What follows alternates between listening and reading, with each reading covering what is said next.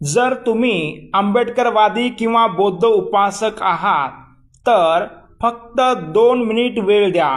हा व्हिडिओ पूर्ण पहा. तुमच्यासाठी अत्यंत महत्त्वाची सूचना आहे.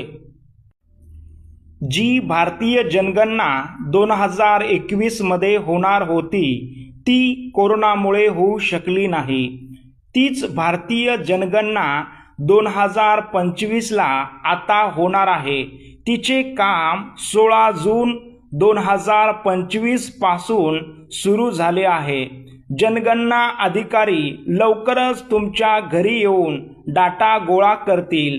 तुमची मातृभाषा मराठी, हिंदी, तेलुगू इत्यादी असली तरी तुम्हाला तुमच्या मातृभाषेव्यतिरिक्त किती भाषा येतात असे विचारले जाईल तर कृपया हे सांगायला विसरू नका. बौद्ध असल्यामुळे तुम्हाला पाली भाषा देखील येते. जरी तुम्ही दररोज पाली भाषा बोलत नसलात तरी.